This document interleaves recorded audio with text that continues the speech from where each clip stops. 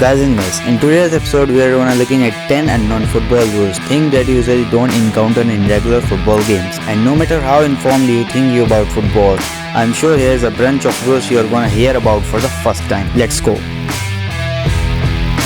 Number 1. If you score a goal but the ball goes flat on the surface the way to the goal doesn't count. The reason for this unlikely scenario is that the ball must be pumped, or more officially the ball must be of proper condition at all times. As soon as the ball is not in proper condition, the game should be stopped. Now I did find a clip where a player actually scores in the Champions League with a ball that basically exploded in the midway throughout the air. And to my knowledge, the goal actually counts, probably because it is very difficult for the referees to observe the likelihood of the ball ever explode in your football matches.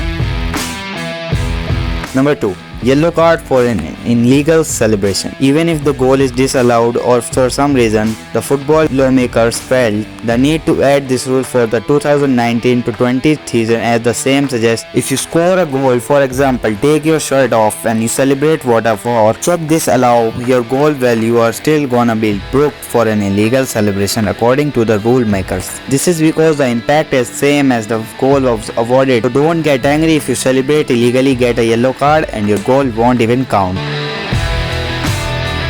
Number 3. You can be sent off before the match even starts. Now you may or may not have been receiving an end of a red card in your career, but now on just be aware if you are acting a complete fool or ready to ring warm up, the referee has every right to dismiss you before the game even starts. Kicked up if you could, for example, say something horribly offensive to the referees or players from the other team. In the case of practice, Ibra he were dismissed from the game after attacking a fan during warm up in 2017.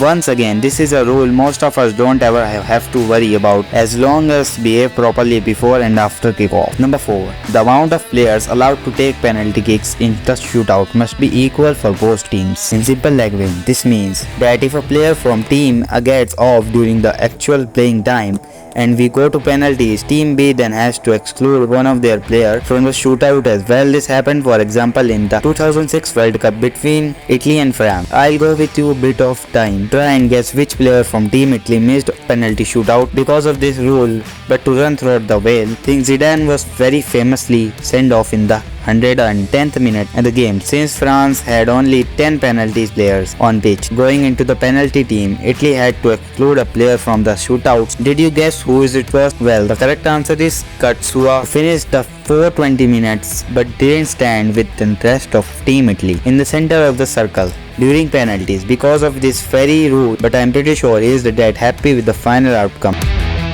Number 5. You can start the game, which is 7 players. We all know an official football match consists of 2 teams with 11 players each on the pitch. But before kickoff, if for whatever reason your team has short of players, you could technically start the game with just 7 players, which is the minimum requirement for the game to go on.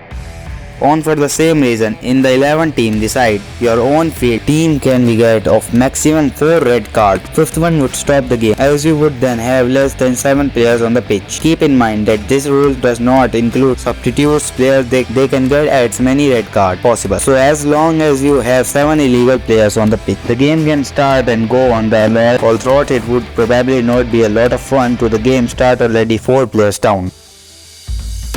Number 6. No attacker closer than 1 meter from the wall. This is another rule that was officially implemented in the game from the June 1st, 2019. The rule is that when there is a wall of 3 more defenders, the attackers are not allowed within 1 meter of the wall when the kick is taken. Otherwise, the team will be penalized with an indirect free kick. According to the rule makers, this new variation was implemented because of attackers standing very close to the defensive wall at the free kick often caused management problems and waste time.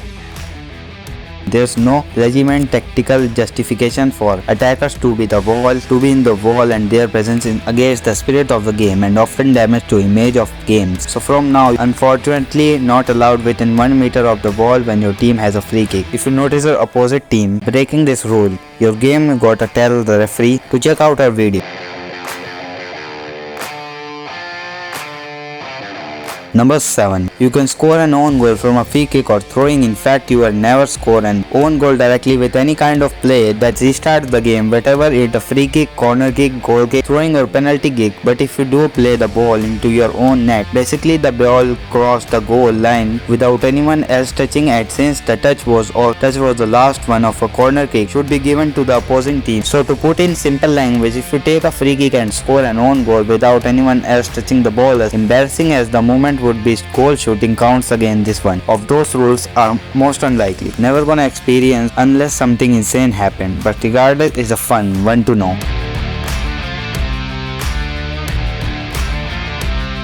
Number 8. Team that wins the toss now can choose to take the kickoff of which goal to attack. This one is a quick one. It's penalty straightforward, but it's the past captain who won the toss could only choose which goal to attack, but he can now choose to start the game instead. Now this is another edition of the official football rulebook, and while it may not be the most meaningful or one, well, now you know it exists. Number 9. Penalty situation. The goalkeeper must not be touching the goal post, crossbar or nets.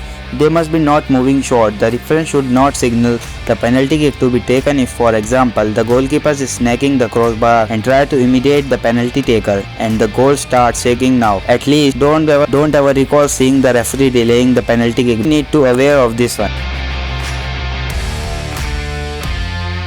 Number 10.